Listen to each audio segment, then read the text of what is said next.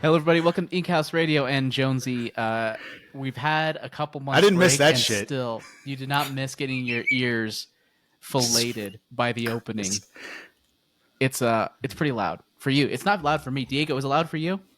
That's all right. I mean, I also have my headphones turned to like a reasonable level but It does this. it It's a is. roller coaster. Like it goes up and up. And I was like, oh, it's I not so will. bad. And then it hit a point, and then I think he saw my face and he turned it down right when it was about to do the thing. Yeah, I mean, because I will say it definitely is grueling on the ears because of the trumpets, especially this early in the morning. But it's a harsh opening. Yeah, It's a harsh opening for sure. it really hits you in the just pop. Speaking of which, I didn't realize. New opening, new cover. You know, if you want to put together a new opening, Jonesy, I'm so down to dive in to play that at the beginning. I did the new cover for the show, and you were like, I hate that. I hate it. I hate it so much. I hate it. You hated it since we started, and there's been no motion. Yeah, there is going to be motion. I'm not going to. It's happening. It's happening. No, been no motion. We're getting a new no one. motion like towards getting a new one. No, so I'm saying I'm not going to put my heart and soul. I'm acting on it. It's going to happen. I'm not going to put my heart and soul in putting another thing together, and you'd be like, "No, what? I hate it." Especially music, right? I care. You hated it too. I hate what they did to your face. Yeah. Anyway, how's everyone doing today? Diego, how are you? I'm good. It's nice to wake up not super fucking early anymore. I didn't realize when I suggested the new time that it was a different time. I was just like, that's right? No, it's significantly it's an hour. It's an hour difference. Yeah. It's an hour difference. And that makes a lot of difference. Yeah. I mean, I'm okay with it. I appreciate that. I sat down at my computer and I was like, huh, no one's here. I really appreciate that. Oh, you didn't even realize it was late, or it was later than normal? Because unlike you all, I have it. This is important to me, so I have it in my calendar. It has never come off my calendar. So I sat down at the appointed time. Sounds like robot behavior to me. I don't know about. No, he puts everything. He puts everything on goes on a calendar. Yeah, everything goes on a calendar That's too. the thing. But this is not on a calendar anymore. I only put. It was for me. Work stuff on calendar. I don't ever put personal stuff on calendar. It's hard for me. This is pseudo work. Yeah. Anyway, sure. let's talk. This podcast, if you can tell, is about animation and animation adjacent material. What are you wrinkling your nose at that? We're here to talk about all sorts of fun stuff. We got some fun news items. We got the 30th anniversary of a Goofy movie, which is pretty cool. I didn't even realize I saw all this Goofy movie content start popping up on my YouTube feed starting in the early this week. And I was just like, what's happening? What's going on You're here? not on other social media? You're not on like fucking Blue Sky or TikTok? I'm on Threads. But I guess it did make its way there because they were popping that up like a lot. Like Disney was releasing. They have a documentary. They have a documentary. They were releasing a lot of like bits with like Bill Farmer and the guy who plays Max, which name I fucking forget. Yeah.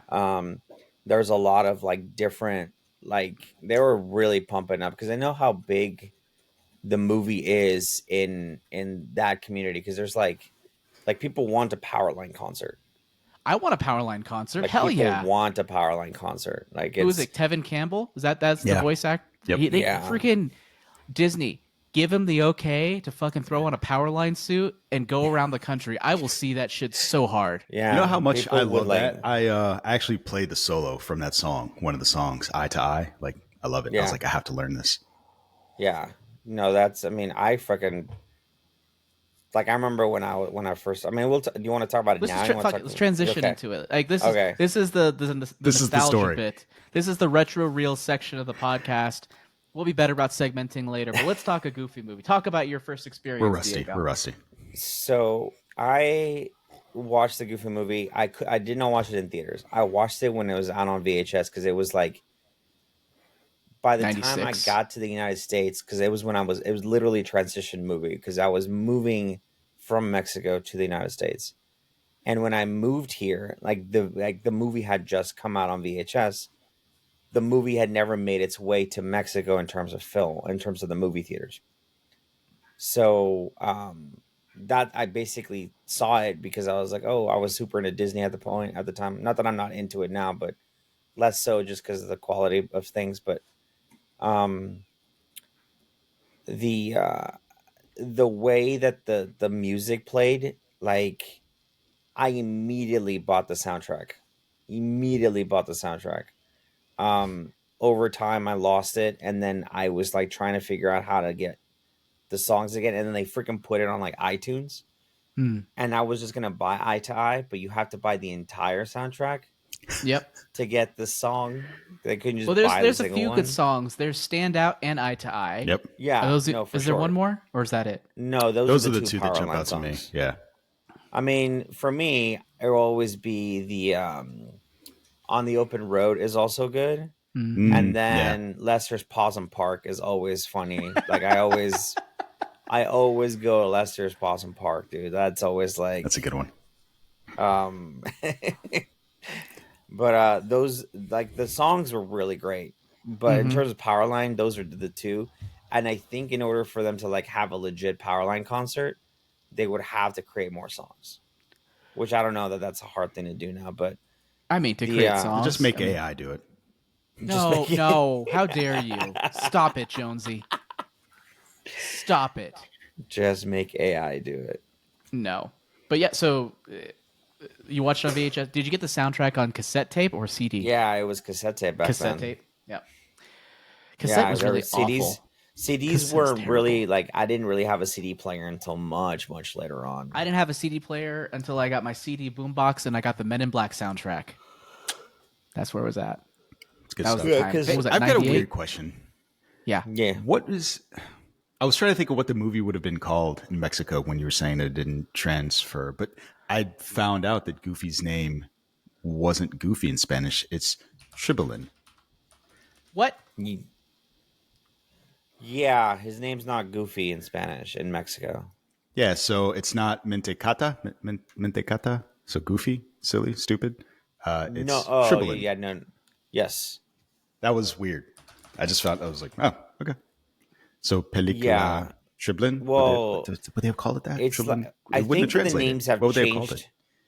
I don't know, because I don't know that a movie ever, or at least maybe now it had, like, after the fact. Let me see. Yeah, I have no idea. But whoa. That is it. Goofy, La Película. That's funny. Oh, okay. But does that mean anything if they grow up with him having a different name? Did you know Goofy as a character before you came to America? I did, yeah. He definitely did they call had a him different Goofy? name. So no, he had a different name. Shibalin. Tribilin. That's funny. Anyway, sorry for that. Like, for example, right? Like, it was always a thing. Like, Pete is Pedro. Like, that's how he called them. Well, that makes sense. That makes sense, right? Yeah. Because that would be the translation. But yeah, like, there was a lot of changes in terms of, like, characters, like names back then. But it's like the equivalent of, like, Dr. Eggman and Robotnik flipping and flopping and flipping and flopping here in the States.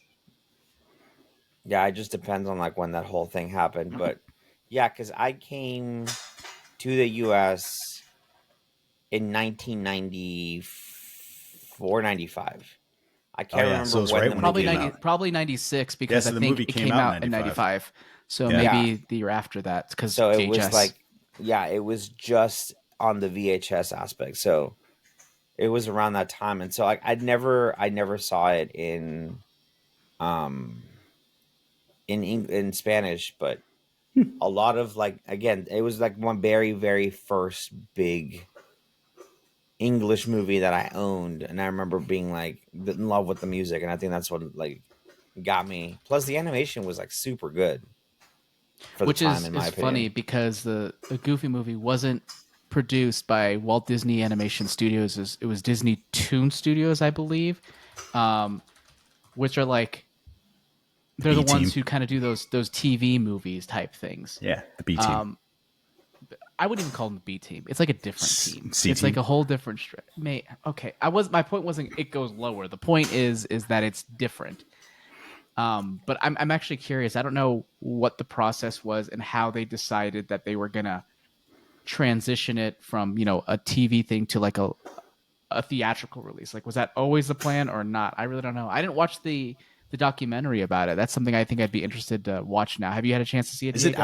out? It is out. It's on Disney Plus. I only saw one snippet of it on TikTok that someone recorded, and it was basically about What's so most of my funny? shit. It was TikTok. Dude. I'm sorry, bro. Like it's just like No, I was just you're laughing on. that somebody Yeah, recorded it on TikTok. It's like, yeah, that's the because they're posting it, but it was essentially going over they're asking the team like what was the toughest thing you had to do, and they're like definitely eye to eye sequence because there's a lot of like dancing. lighting and like Yeah. dancing and like the whole thing. And so one of the things, and again, not knowing this, they had recorded the track, and Neville Campbell came in and Tevin. recorded it in 2 takes. Oh wow. That's all it took was 2 takes, and he was Wow. able to nail it in Fucking 2 takes. professional. Yeah, and they were like, "Holy crap!" Because they only had a limited budget. But then what they did for the dance sequences is they had straight up choreography that they had learned, and so they had a short kid for Max, and like a taller kid, and the women. So everything that you see on stage, all the moves and everything, that was all choreographed, and they were like in this room where it was all white with like a bunch of grids, and so as they're dancing, the animators could like follow their movement. It wasn't rotoscope though. Well, It though wasn't was it? rotoscope. No, it was not rotoscope. It You know was what's funny about that? You literally imagine later technology like mocap comes out and they're like, "Fuck, right. It's we just have to the sit stuff they there and had to hand do draw back in that the shit." day to get Yeah. there because they had to like literally follow the movements of these people, and like Just they were doing this comparison of like the artists, the movie, and then yeah. the dancers, and they do it side by side, and then they were like, yeah, we were super proud of the end result, and you could see it, but like it was such a time crunch because we did it, we had this little uh Burbank studio that we had to do all the stuff out of, and like we were in there, like we had 1 week to get this done, That's and wild. we were in there, and yeah, it was like it's just crazy, like the stuff that they had One to do back week. in the day. That's Crazy. the only part that I've seen of it though, but I Just know blue that pencils flying trying to get this done. right, they're just like, oh my Scribble. god, oh my god. Plus the budget wasn't, I didn't even know how much the budget of the film was, but like they were like, we have to get this done, and then the end result was good. And they talk about the singer who sings the woman part in the song. Yeah, That lady. she was a singer for Prince. Prince, yeah. Oh, whoa, really? Yeah, Okay. yeah. Wow. Um, he says her name in "Nothing Compares to You." Crap. I'll think of it in a But yeah, second. that I also learned from that, and I was like, holy Rosie shit, that's Gaines. really cool. Yes, Yeah, yes, her. because I think they did this at Paisley Park. I think, like the studio recording. I think. Pretty cool. I never really thought about the history of like the Disney Toon Studios and where they did everything. I don't know if you know, Mm-hmm. Diego. Remember back when I used to do office maintenance at Disney? I they Yeah. used to they used to I used to go between two buildings. One was the Empire Building that was by the Burbank Airport, and that was where they did a bunch of the kids shows like Mickey Mouse Clubhouse and a few others. And then occasionally I would go over to Disney TV Animation on the Sonora, where they did like Phineas and Ferb, Gravity Falls, Uprising, Uprising, yeah. Kick Butowski, and a few others. And right next door was that Disney Toon Studios where they used to, where they were doing stuff. They were just doing a bunch of TV movies, and I think probably like a bunch of like I keep wanting to call her Thumbelina. What's her name? Tinkerbell. Tinkerbell movies or something. It's like what the heck's her name? But I always wonder, like, I really want to watch that documentary because what made them decide to make a Goofy movie theatrical? Because you're right, like, I don't want to say it, but the B team, so to speak, I'm sorry, It it's not. fits. They're all very talented people. It doesn't fit quite, but Whatever. it's just interesting. Like what made them decide to bring this, and it became so beloved. And I remember seeing it for the first time, absolutely adoring it. What was your experience, Jonesy? When did you first see this movie? I could not tell you what year it was, but it was about the time that it came out. I don't think I saw. Maybe I don't remember if I saw it in the theater. Well, I But definitely saw it in theater twice because I'm yeah, that badass. I don't know why. I don't have any specific recollection of seeing this in the theater, but I know that I saw it on VHS and just wore it out and loved the musical numbers. So it was great. It's great. Yeah. It's fantastic. Like it's part of my childhood, which I find to be very hilarious. It's one of those things where I love kind of growing up in an era where there was no internet because you don't know the things that touched everybody that way. And so then you Yeah. grow up and you see people dressed like Powerline. You see people like singing Eye to Eye. I remember last summer I was in a group of people driving to an event, and I was driving, so my music came on, and Eye to Eye came on, and everybody in the car started singing. And so I find that to be just very hilarious. And we were like within like 7 years age difference. And so that was really funny. And then to see Atlanta do an entire unconnected episode about this movie specifically. I just, I love, Explain what that is. I didn't hear about that until this week that there was an episode yeah. about a Goofy movie on Atlanta. So What happens? Atlanta does every season they have at least one completely unconnected episode. There will just be an episode that like the main characters might be in it as actors, but they're usually not them. And they'll just be playing somebody else. And in this particular episode, they did an episode called The Goof Who Sat by the Door. And it was by some accident that this black guy became the CEO of Disney. And for whatever reason, he's like, I'm going to make the blackest movie in Disney's history. And the movie is a Goofy movie. And so, again, going back to this idea of like, you just have no idea what are cultural touch points for people when you grow up without the internet. And so to see Donald Glover's like, no, we're going to do this. I thought that was absolutely hilarious.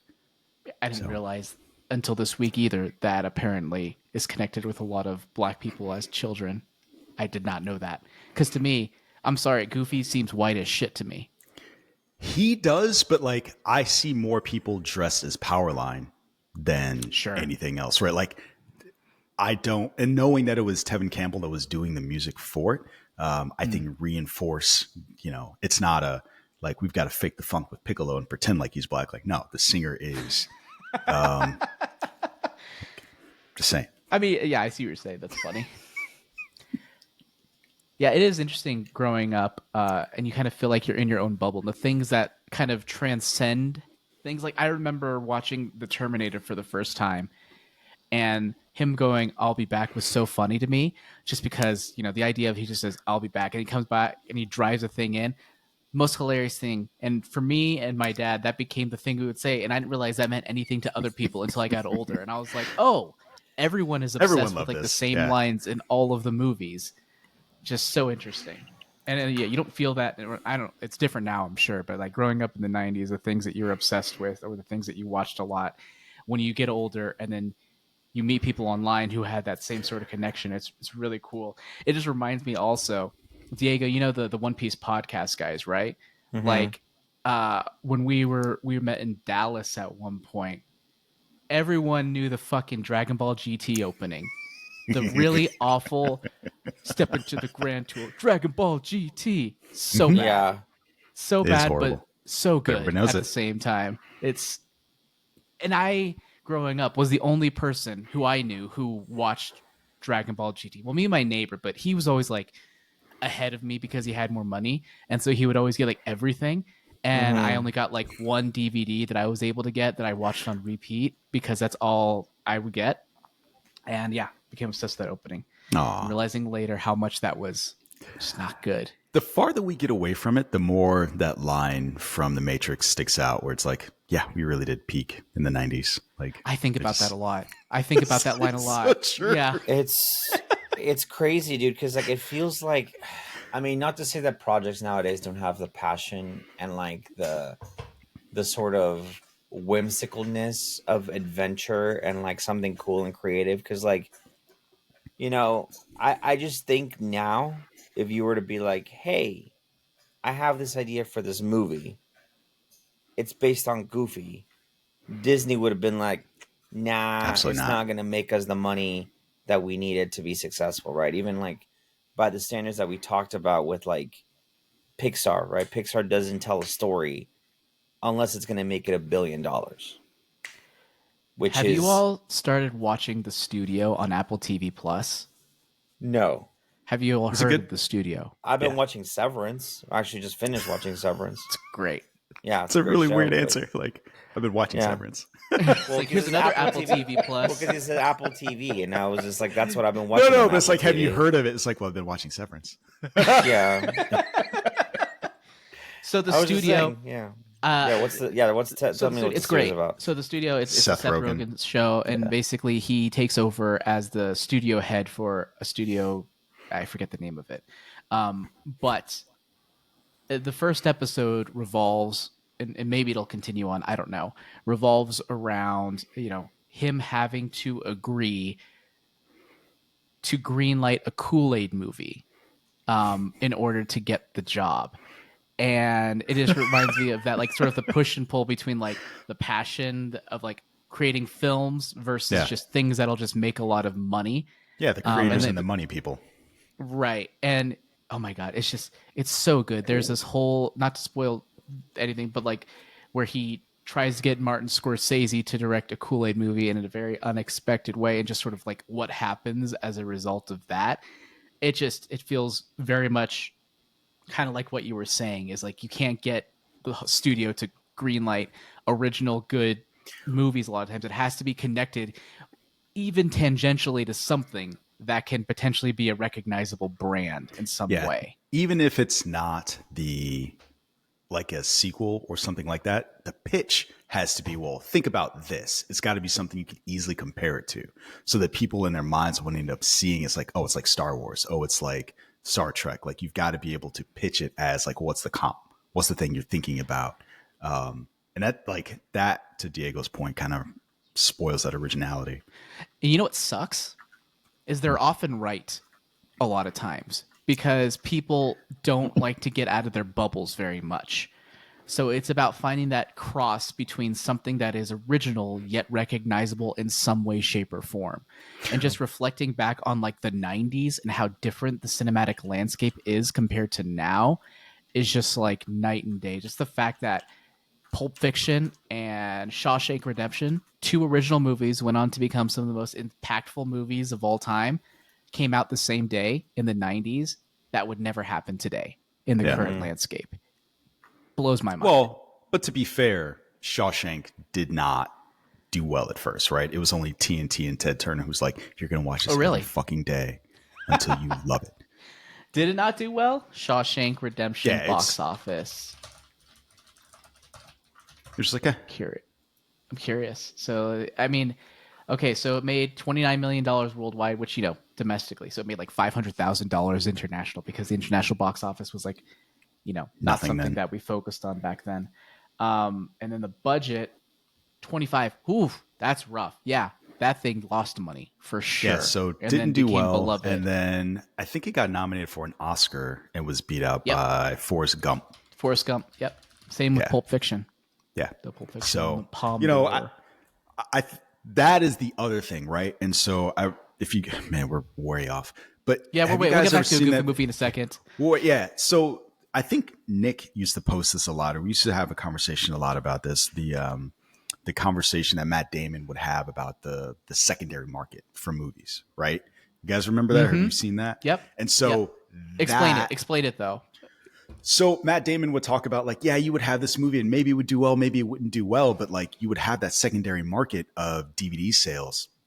And this is before streaming was a thing. And like that would be part of the money that was guaranteed to help bring some money in. I remember this with my mom.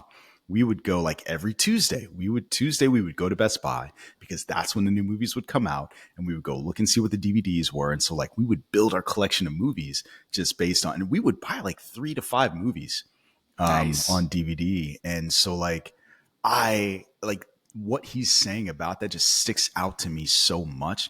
And it's fascinating now that market kind of exists with streaming, but it's so dependent It's on different. whether or not some executive at Amazon or Netflix or wherever is like, yeah, we're gonna put that in your streaming queue versus me going to Best Buy and choosing myself whether or not I'm going to watch them. That's just like And the there's no way that we direct consume line. media. There's no Yeah. direct line to it. So you get a subscription to Amazon Prime. They don't know if it's this movie. Well, maybe they do. Maybe they have some sophisticated algorithm where, based on the fact that you got it and then you watch this immediately, that it's probably connected to that. But there's no way you can go to Best Buy, directly buy, a copy of, I don't know, Schindler's List or whatever, and know Right. that it makes money as a result of that. Yep. It's all just baked into the streaming service. And every single day that passes, I'm wondering, I know we're talking about theatrical windows, not us specifically, but theatrical windows in general in the industry. And I'm like, what benefit do studios have to keep that theatrical window so short? And the only thing I can Really. think of is marketing momentum and sort of being able to sort of have those dollars transition into pushing for that, as opposed to having to start up again 6 months Yeah. down the line or whatever. But in my mind, I'm thinking, if I was a studio head, and let's say Disney, I'd be like 90 days at least, maybe like 180 days. That's too long. Maybe 4 months. Let's do 4 months and basically train audiences to expect 4 months down the line you'll get this, because I don't see the benefit. Maybe you'll lose Disney Plus subscriptions, but it's not like Disney Plus is that profitable anyway, and maybe it'll make it up on the back end. I don't know. But Yeah. transitioning from that stuff into studio stuff, there was that one story from the Goofy movie that I thought was interesting. How did you see that clip that I shared in the chat on Discord where Bill Farmer and the director, whose name escapes me, Kevin Lima, he talked about Jeffrey Katzenberg wanting Steve Martin to do the voice of Goofy In his and regular just voice. yeah, in his so basically, in his regular voice. So what he did is he had Bill Farmer come in and do like parts of the movie or segment, I don't know how much of the movie, in his regular voice, basically just to prove that like this is a stupid idea, but you have to basically please the studio head or appease him in some way. And again, that transition to the studio. Watch the studio. It's that same exact shit where it's just like they have these really dumb ideas, but you have to please the studio head or at least humor them in some capacity, because they're the one who are greenlighting it, and on a whim can just shut it down if they don't see it, benefit their own agenda. Anyway, any other thoughts about a Goofy movie? Well, I guess I can talk about mine. I realize I haven't talked about mine. I saw it in theaters twice. I saw it in theaters. Wow. I remember my first initial impression of it right at the get-go was negative, because that opening is so boring.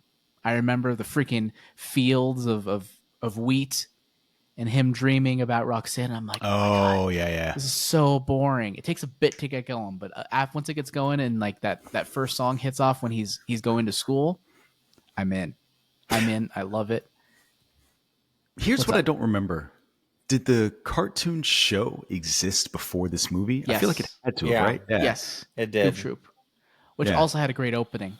Yeah, Goof I do Troop. remember. I do Yeah. remember that was like a huge thing for me because I was like trying to figure out because when that show came out while I was still in Mexico, and I again was like, why does Goofy or at that point Trebelin have a son?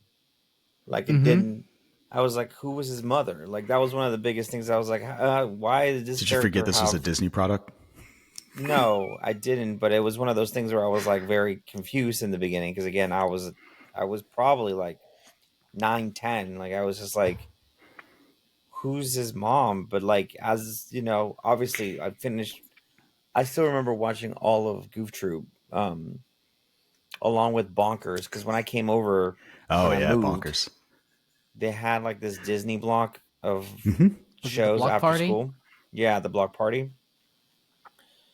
So I would watch those shows, and I basically watched from the beginning of Goof Troop all the way to the end, even the Christmas special.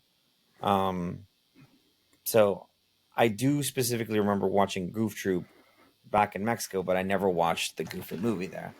Mm. Um, But You know yeah, what I want to it see? was. What's Sorry, go up? ahead.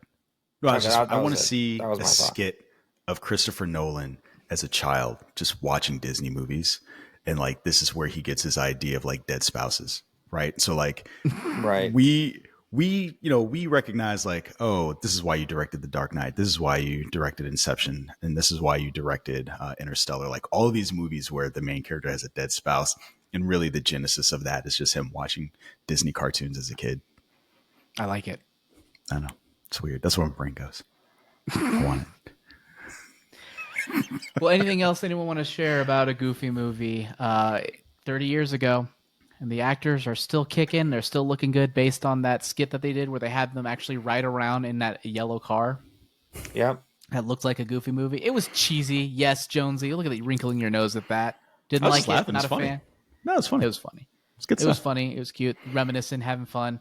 But yeah, so 30-year anniversary. Where were you when a Goofy movie launched in theaters back in 1995? Let us know. But let's transition into some news for the week. We got some fun animation tidbits to share with everyone. Let's start with Jonesy. I know you got a couple of things that you wanted to Got bring up all today. the things. Yeah. So I talked about this last week, with you guys. I was very excited because I accidentally binged Devil May Cry. So on a Saturday, last Saturday, I was doing some work and I was like, let me watch this while I do work. And it took me so long to finish my work that I had finished Devil May Cry. Oh wow. And so I got to the end of what I was doing and I was like, all right, let me enjoy this last episode. And then it ended. I was like, oh my God. I was very upset. And so it ends on, this is mild spoiler, it ends on a cliffhanger. And so I was like, please God, let them finish this out. Because for me, I remember when the first Devil May Cry came out, the game, I was in college. That was my first year of college. And I was so excited when this game come out. So I've been a day one fan. And so watching this cartoon really put me back in my feels, being a much, much younger individual. So last week, Devil May Cry was able to hit Netflix's top 10 in 87 countries. It's got a 95% fresh on Rotten Tomatoes. And Netflix just announced that it's been renewed for another season. So, which is good. Like if you ended off on the cliffhanger like me and want to know what's going to happen next, that's going to be really exciting for folks. So it seems like this has been doing well. It's racked up 5.3 million views, which is 21 million hours divided by 3 hours, 3 hours and Is that 56 good? minutes. I don't know. I'm just telling you what the stats are. I don't know. So they do. Hollywood Reporter does a comparison. They said it's good enough to rank fourth of the week, March 31st, behind only Adolescence with 17.8 million views, which is a legitimate global phenomenon at this point. Yeah. So it seems like, comparatively, it is doing Solid. well. Yeah. Yeah. It's The definitely not bad. 95% fresh is kind of exciting for me because, again, in this bubble, like aside from you all, there aren't a lot of people I talk to about this stuff. So to see that it is that well received is pretty exciting. It's also got Johnny Young Bosch, who is also the Oh. voice of Vash the Stampede in both iterations of Trigun. So like he is not the voice of the character in the video game, but he fucking nails it. He's Oh, able I didn't know he to. was Dante. Mr. That's Black perfect. Ranger, aka Yeah, Ichigo Kurosaki. that's right. Yeah. It's just funny that we're talking about this era of like 1994 because I remember the Power Rangers movie coming out in 1995. So Johnny Young Bosch, who plays Adam, the Black Ranger, I remember that scene like where he was like, "Oh, I'm upset because I'm a toad. I'm the frog," and she was like, "Yeah, the frog you kissed to turn into a prince." And he was like all excited. So like that scene sticks in my head anytime I ever think about him. But he nails the character, and I think Dante is a very difficult character to get because he's so arrogant. He's so brash. And it's like, how do you walk up to that line without being fucking annoying? This guy that is brash, arrogant, damn near invulnerable. How do you get there? And like I think he strikes a pretty good balance in this show. So I thought that he was endlessly enjoyable to listen to in this. And then I also think he's pretty talented because Dante and Vash are like polar opposite characters. It's funny because they look very similar to me in terms of their garb and the guns that they use. But Bosch is able to be able to like go between those two characters effortlessly. So that helps to make this show very enjoyable to watch. So I'm excited to see that it got renewed for a second season. Yeah, dude's been in the business for a while, so he certainly knows his way around, voice acting for sure. Yeah, it shows. That's still on my to watch list, so I haven't had a chance to check it out, but I have You'll indulged hate in it. that opening. It's fine. Why? I just think you'll hate it. Why? Because I like it. That is not true. I like lots of things that you like. Cowboy Bebop. It's just because it's boring. We're not indulging in what the reason is. It's just the fact that I really like it. And you're like, nah, it's bad. Nah. Yeah. Did you watch the speaking of Trigun, did you watch the new Trigun? Mm-hmm. Yeah, I did. Yeah. Trigun Stampede? No. Yes. Is this Stampede? Yeah. Sorry. Yeah, Yes. Stampede. I watched the first 2 episodes and I thought it was really cool looking. A lot of people hated on it though. And I was like, why? Oh This no, is dude, cool. the freaking animation is beautiful. It was great. Yeah, I thought it looked recommended. great. I think a lot of people are just like, oh, it doesn't look the It's same. the I'm like, way- It's like fuck original, off. It's also the story changed a little bit too, though, because they put a little more effort into basically going about the brothers. They put a lot more emphasis on the brothers as a whole. But the show I thought was great. And I'm sorry, but the manga is. I don't like the manga. The manga is really hard to read. I don't know if you've tried it. I The have not art tried it. is impenetrable. It I is have not so tried it. hard to see. Let me see if I can find an image of like the manga. When is that coming back? I don't know. I was thinking I about actually it. just saw something on it. So Trigun anime, Trigun Maximum, is that what? No, that's the manga. Trigun Stampede season 2.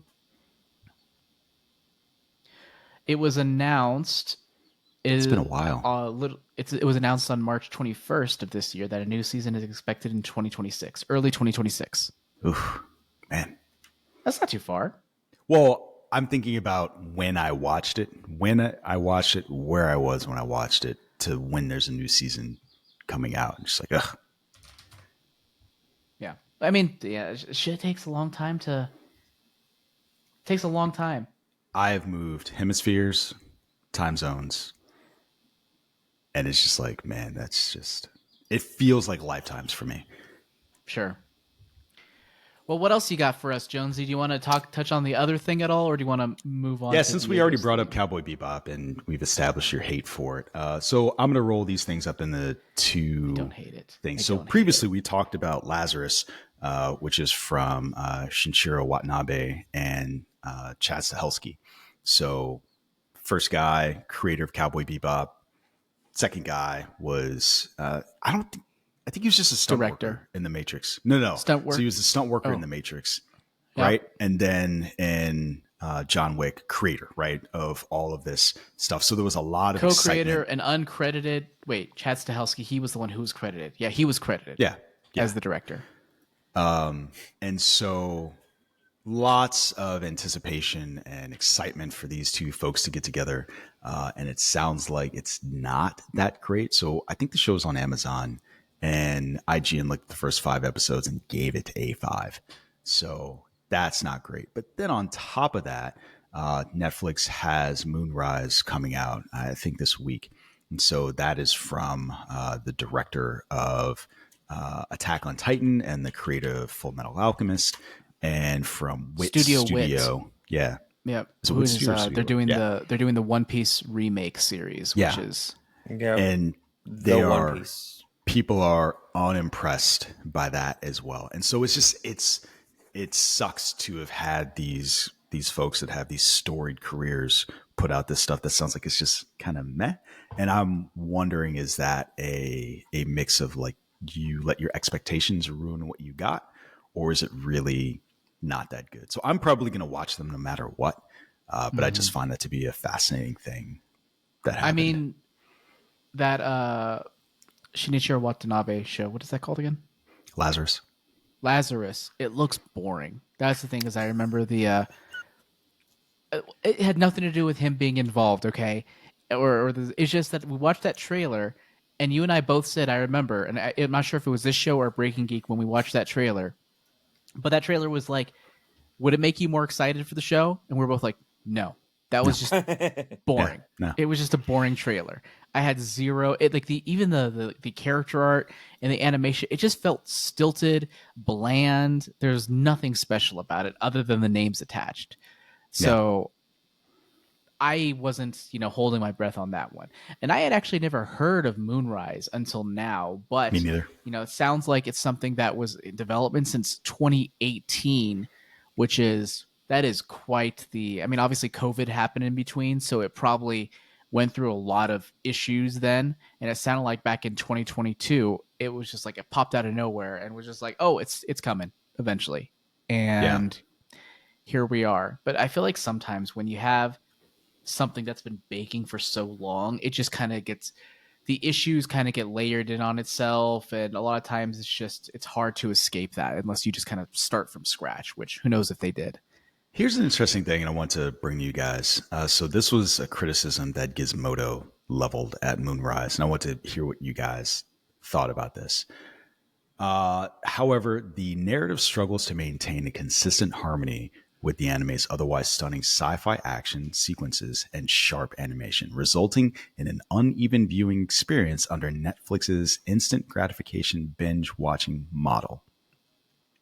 That last part seems like a weird thing to me. Wouldn't It that be sounds true? like oh, go ahead. Yeah, go ahead. No, I was gonna say, wouldn't that be true even if it was a week to week release? Like, and I don't know. What do you I guys think about think I think there's a combination of it because like modern day writer, I guess like reviewers, and the way that people think audiences are going to consume content is this sort of what was popular, which is the Netflix binge model. I don't have the time to binge a show anymore, really. I used to have a time to binge a show, but I just don't have it as much anymore. If I do watch a show and I quote unquote binge it, it's because I have it in the background of while I'm doing something else. I'm not actually paying attention to the show 100%. it? Yep. But if you I don't give put new me shows on when I'm doing that. Like I put right, old shit I'll or probably YouTube but like videos what I'll on. do, I'll put a new show, but it'll be something like a sitcom Okay. or like something that's like not super intense. Like I couldn't do that with like a Severance or like a Yellow Jackets or something like that, where like I want to pay attention to what's going on the screen. But if it's like Netflix puts out that new, because I saw that they put out their new medical drama or whatever it was, right? I was like, okay, What's that? it's called Pulse. It's called Pulse. Oh, never heard of It's basically a medical show. Like kind of like think like ER or Grey's Anatomy type thing, it. Okay. but it's a Netflix original. So I was like, fine, I'll have it in the background while I'm doing work, and it's fine. It's not. It's like I'm listening to a podcast to a certain extent. But Hmm. the shows that really grab me, I like to consume them once a week. I cannot do this whole binging thing because I just don't I'm with have you. the time anymore. So for these sort of reviewers and the way the market is going, I know everyone is vying and competing for your attention. Everyone wants a piece of eyeballs, right? In terms of like movies and in terms of shows. And so Netflix comes out with God knows how many fucking shows a month. And then the same thing for all the other streaming services. So then I'm supposed to watch all these fucking things if I want them to get renewed. And then I'm also supposed to go to work and have a social life and do all these different things. You know what I mean? Like it's just there's this whole element of just like instant gratification audience that like really like wants this. It just feels like they're just trying to pander to something that doesn't really exist anymore. Unless you're maybe, I don't know, like a college student or For you're you, retired. maybe. Yeah, I was just about to Maybe. say. I feel like this is an us thing. I I'm guess. curious how everyone else consumes media. I have no touch point for that. Yeah, I mean, you know me, like literally, how even the show where I'm just like, I can't revolve the show around us covering a series or a movie on a regular basis. It's just not feasible for me because it's not So even, frankly, it's not even like time. It's also just like, do I have the mental bandwidth for yeah, this at Hmm. this time? And a lot of times the answer is no. I've watched Severance this year.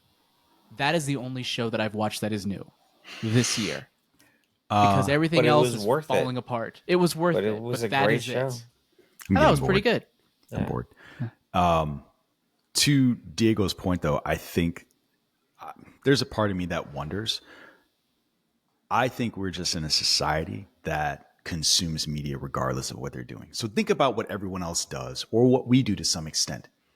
Even while you guys are watching Severance, you probably have your phones out, right? Or you might. Or if you don't have your phone out, you've made a conscious effort to put it down, right? That's true. Everyone Yep. else Right. doesn't do that. I see people go to the movies with their phones out, with the volume on. No. Yeah. No. During No. like a horror movie, right? And so No. I think it's funny this keeps coming back to the beginning of the show. We grew up in a just very different era. And so these folks that have time to binge stuff aren't really binging it the way we're talking about, the way we might traditionally think about it. They're binging it while they're doing other stuff. They're binging it while it's in the background. And so, Netflix putting out however many shows or however many movies doesn't mean anything because they're not consuming it the way we do or did when we were younger or that age. Like we would watch the thing. They're only kind of watching it. Content. Yeah, this is just It is me content to them. theorizing. It's not It's art.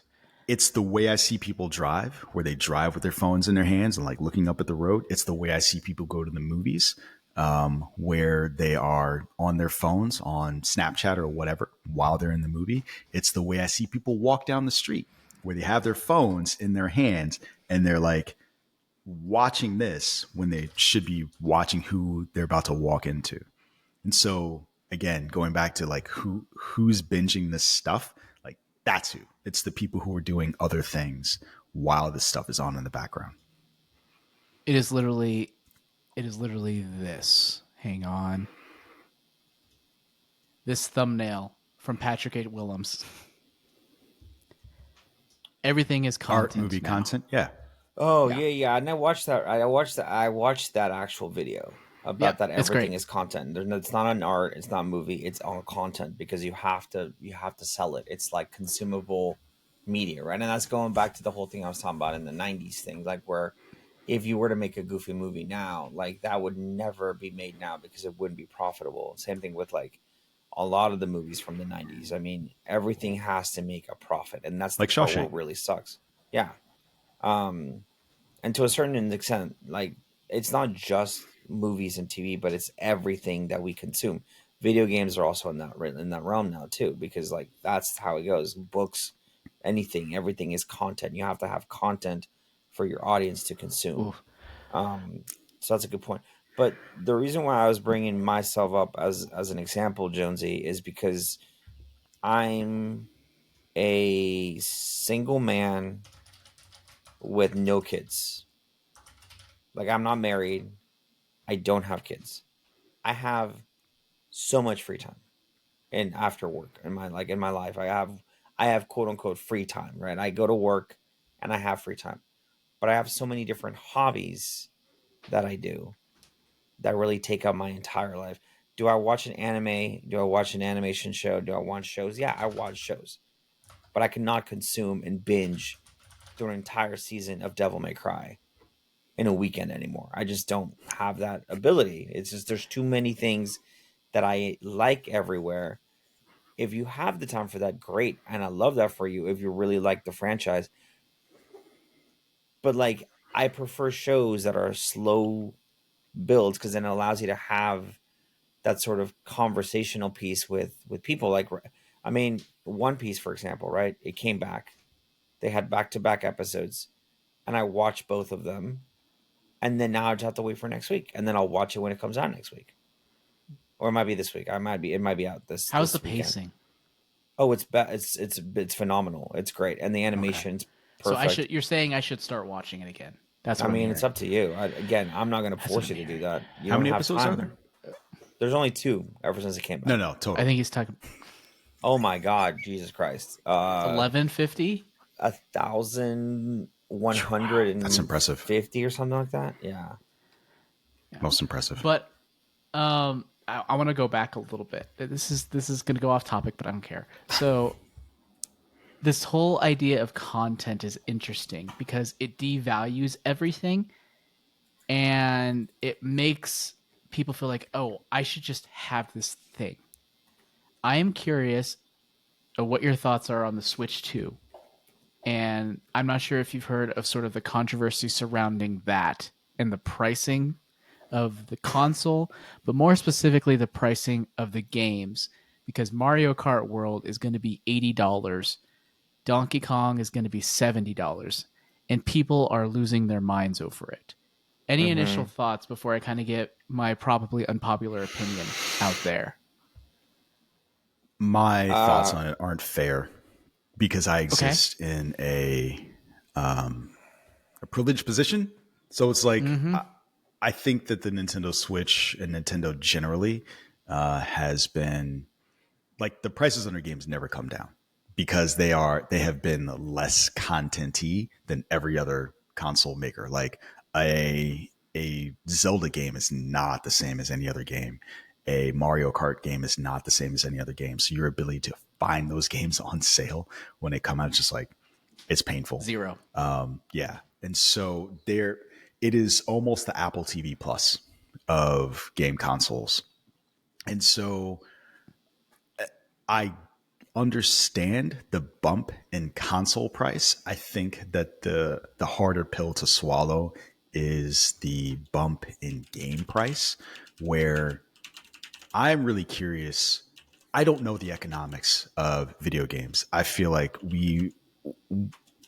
in my opinion, the price of games up until that point where the Switch did that has been either suppressed or steadily rising with my earnings and my ability to buy those games. And this bump to I think $80 for Mario Kart World, just it's sticker shock. Yeah. And I think that's hard to get past. I haven't played the game. I've seen the video. I don't know if it's worth it, but that that's hard. I think if they had come in at like $70, I would have been less like eye sticker shocky. But the price of the console doesn't bother me. I do think that Diego. the tariff. Oh, sorry. it's Well, I was just gonna say I do think that the tariff thing is interesting, right? Because I, in I my was about mind, to mention that it's going to be way more right, than the cost of what they're saying right now. It's probably going to be close to $600. in my head, I thought that that initial price that they were coming out with, because it is higher than what the Switch One was, I thought it was going to be, I thought it was like tariffs baked in, but apparently not. And so that is rough. I remember having a conversation with somebody, not to get too political, but I remember we were having a conversation about when will people start paying attention to what's going on.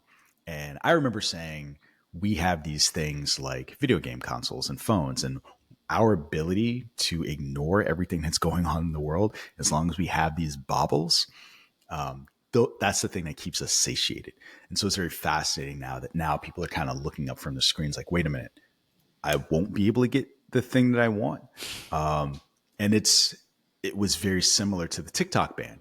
And so when Diego was talking about his state sponsored social media in the beginning of the podcast, people's inability to get that is the thing that made them like come up from their screens and talk to Congress. It's like, wait a minute, not minimum wage, not equal rights for everybody, but like social media. Okay. And so that tells me a lot about society. And I think it's kind of fascinating. There was a little bit of a long rant, but yeah. Diego, what was your thoughts on the Nintendo thing? And I promise this will get.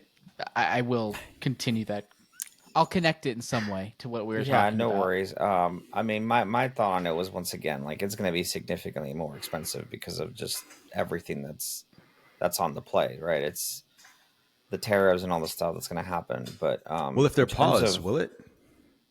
I don't know, man. I don't know, sure. man. Who knows? You know what I would say? I would say it would still be expensive because those are set to expire in 90 days. And I, as a corporation, can't afford to play fuck games with, are you going to do the tariffs or not? Like, it's got to be a price that Yeah. will sustain regardless of whether or not you turn the spigot Well, on or off. considering the fact that they put the pre-orders on hold indefinitely until they figure this shit out is very But I mean, telling. the thing is, it's going to come out before the 90-day tariff break. So, Mm, or they delay the yeah, console. they said the console hasn't changed for the Yeah, actual that's release, what they said so far. but they definitely don't have pre-orders available right now. But I wanted to bring So this. it's but going back to what you asked about the whole thing about the cost of stuff being expensive and stuff.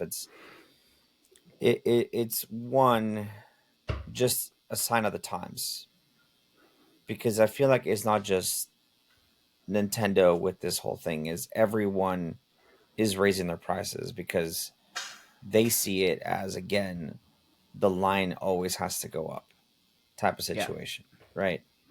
Especially for like streaming services and again the content that you're making and the things that you're doing and everything has to create some sort of profit.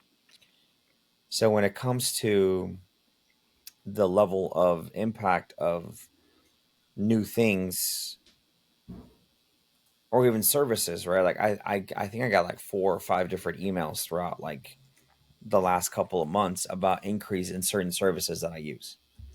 Like between my electricity bill, my like Hulu and Netflix, I think are going up a little bit. Um, like I was looking at my stuff because at first I was like, okay, look, how much am I paying for all this stuff? And it's turning into like a very high, significant amount Yeah. just for streaming services. Like I have pretty much everything because I always wanted to watch everything and have access to everything. And just that alone, like between the packages, man, I'm talking about like $120 a month, Yeesh. It's a basically. lot. It's It's more turning than into. significantly more than what I pay. Well, because Yeah, it's like so I have 15 the and $20 per. yeah, cause, well Yeah. Hulu's the most expensive one because it's Hulu no ads, Disney Plus or whatever, and Max, right? That's like $30 alone, and Yep. then Paramount plus Netflix, and then the other one that I had was Peacock, the whatever the NBC one is, You have and then Crunchyroll? CBS, yeah, Crunchyroll as well. But Crunchyroll I'll play once a year. Yeah. Mm. Um, Well, and I then do want to go back to sort of my original point though, which is more it's less about the rising cost of everything and more about just the perspective people have on getting the thing that they want. There's just been this mindset that is interesting to me where it's like they're saying what happens like what do you and Nintendo had this really controversial statement which sounded like the Xbox One statement from like 12 years ago or whatever, whereas it was like, mhm, what do you say to the person who can't afford a Switch 2?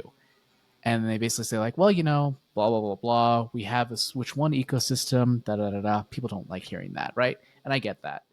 Apple did the same Doesn't thing. it yeah, doesn't Apple sound does great, the but I same mean thing. like the alternative is like if you can't afford the thing, you don't get the thing. Now you just sound like Ted Cruz. I kind of do, but like on some level, I'm like, here is a It product. sucks to be Here poor. is a There you thing. go. What do you It want? does. Well, it's not even just that. It's just like Like what?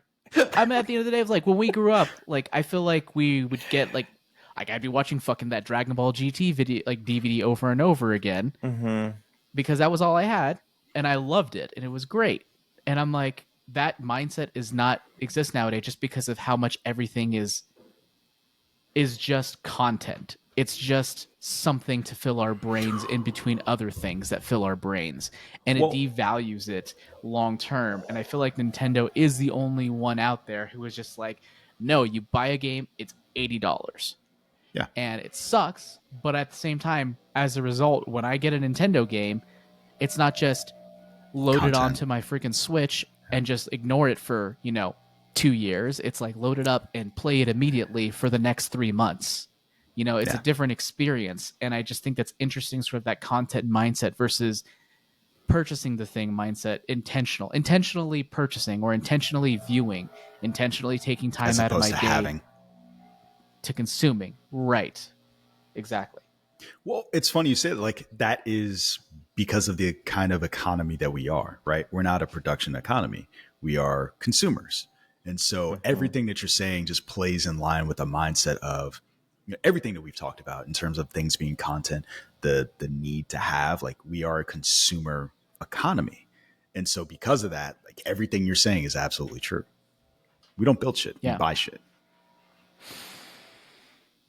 Not for long, maybe. I have no idea. I have no I mean, Not for 90 for days. long. not for only 90 days. Everyone starts sharpening their building skills or trade skills. Yeah. It's coming I'm back. good. I'm good. But yeah, I think in terms of like, when you're talking about the aspect of like wanting something and being something, it is going to get to the point where like the only media available is going to be for the people who can afford it, and that's how it's slowly getting. That's true of everything. But you're also having to understand that like as a company, like my friend put it in the best. Him and his mom play the Switch together, right? Like they have this sort of bond where they play these video games, and it's a family thing. Nintendo basically going here has priced families out of the market, in my opinion, by doing this. They have gone straight up to this is going to have to be the new norm because we're going to be just like I, I think they're way more expensive than any other like that than in terms of games, right? $80 games. I mean, that's Yes. one game That's so far. yeah, All but I the other think that's games going to have been be all of 70. them. Maybe. I mean, Donkey Kong Bonanza is 70. Okay, but still, so then why the extra $10 on just Mario Kart? We don't Just know. cause? We don't know That's yet. why everyone's freaking out. Okay, well, but anyways, the It way he sets a said it was precedent, like, though, is what they don't like, which makes but he sense. I said, get that. yeah, but the way he said it, he was like, my friend was like, I guess I'm just not gonna play Switch 2 with my mom. I'm just not gonna get it, and my mom and I are just not gonna play that at all because there's just no. I mean, It you won't play doesn't make Switch it. 2 with your mom. Yeah, that's what Nah, it it's says. not like But he Jammer. said, Like, no, yeah. yeah, I just, like he's because it's. I mean, you'll it's continue to play Switch 1 with your mom. yeah. Yeah, it's one of those things where like I realize how ridiculous the and fucking ecosystem heartless I thing that you're sound, talking but at the about. same time, prices are rising. The money has to come from somewhere, and we always complain about companies that take advantage of their staff who really rush them, push them to grind. And we do have studios like Nintendo who, seem to be a little bit more. Seem to be better about that type of thing, and the money, it has to come from somewhere. So when I see $80, and obviously I don't know how it's broken down, I think, okay, maybe this is one of the ways that they have more humane working conditions. Maybe this is one of the ways that they're able to keep things going and be profitable so that they can stay in business longer and produce more games and produce games that Loot aren't just a boxes. bunch of loot boxes or microtransactions. So I'm like, there's a trade-off there, and I'm trying to think long term. It's like, yeah, okay, maybe I can't afford to buy Mario Kart now, but maybe if I save up for a few months, then I'll be able to buy Mario Kart and appreciate it when I get to it. I realize how boomer that fucking sounds when I say it aloud, but in some level, it's just like I feel like there's a give and take there. I heard somebody having a conversation. They were saying something like, there used to be a time we could go out and cut grasses and mow some lawn and do this. You could go out and afford a game. I was like, nobody fucking does that anymore. No one does that like, shit. That's not a thing. There's not a paper Bro, route. There's not. How do you even? Yeah, that's fucking Yeah, ridiculous. and it was really weird to hear someone say, like, yeah, there used to be this. Like, yes, there was a time where for like a few bucks you could go do that. Like, but we are so many decades. We're at least 2 decades past that. Like, Oh yeah, it's not a thing anymore. it was not a thing that existed when we grew up, so we're more than 2 decades Well, past no. that. I will say, one of my first jobs was a paper route. Like I was doing that as a kid. Sure. Yeah, Like, but that was I just like don't on think the end of like Yeah. the lifestyle. Because after I did it, because it was during high school. As soon as I got done with high school, that was not a thing you could do anymore. Yeah. Yeah. Yeah, because people don't want you to fucking do that. Like, and anyone who says you can cut my lawn, I'll pay you $5, they're doing you a They're favor. like your neighbor. They don't want Yeah. you to fuck. They They're don't want you to doing cut you your a lawn. favor. You're not going to do a They, good job. they don't want Like, a 10, 12-year-old cutting lawn. Like, no, I'm going to hire some dude and he's going to bring his crew out and they're going to do a great Landscaper and job. like they'll do actually it. They'll have. do it in an hour. They'll pop in. They'll pop out, and it'll be great. Anyways, I don't think we have enough time. Diego, do you want to talk about your news story, or do you want to just go? Sure, I guess we'll talk real short about this because this is one of the things that I was like, all right, we'll just talk. We just went on a tangent talking about the economy. I love it. Get off my lawn. Get off my lawn, children. So we went into a tangent talking about economy. It sucks to be poor, and if you're in child labor. But the thing I wanted to Cartoons, talk baby. about, yeah, was back to cartoons. Was that Indonesia has basically shattered their local animation record with their new movie Jumbo. And I saw these news pop up about the basically the number of people that went to go see the movie and like sort of the response to it. There's a little video snippet within that article, Jammer, if you go down, where they kind of show the trailer and then people's reaction. Like people really love the story, and you look at the animation and it's pretty good. Like it looks like really good animation. It doesn't look. It looks very Pixar-ish, right? In that sense, Mhm. like it's very much like that level of animation, and like people love it. And so I really wanted to say, because like as a studio, Indonesia, like it's a very emotional film. Obviously, they show people crying in the thing, and that's the reason why people love it. Um, it's the part where like I love that smaller markets are kind of creating their own independence. Um, as anti-American as it's going to probably sound, like maybe they just like don't have to pay the exuberant prices anymore. They can just create their own content within house because they're able to create this animated movie and tell a story that is unique to that market.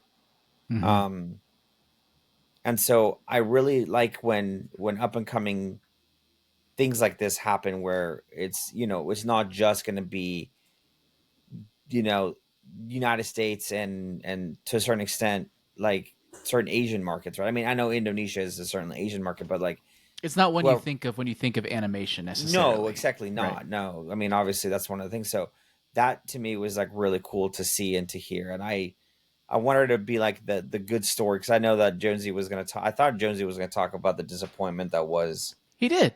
I did. the Moonrise. Yeah, yeah. Oh, you did. Well, we didn't. I Lazarus and thought you saw Moonrise. the show. I This has thought been you a saw the long. This has show. been a That's what I'm Oh, saying. no. podcast. Yeah, Oh, I thought you were gonna go into like this whole like No. monologue of like this show It sucked was because this No, it was more about Yeah. the idea like you had these titans of the industry who created these two shows that one of them that I was really looking forward to, and then that was disappointing. And then the second punch of um, Yeah.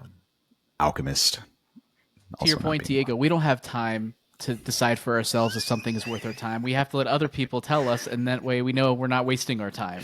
That goes back to the whole thing we were talking about having no time to do this. But back to the movie. They're talking about starting a international rollout on the movie in June.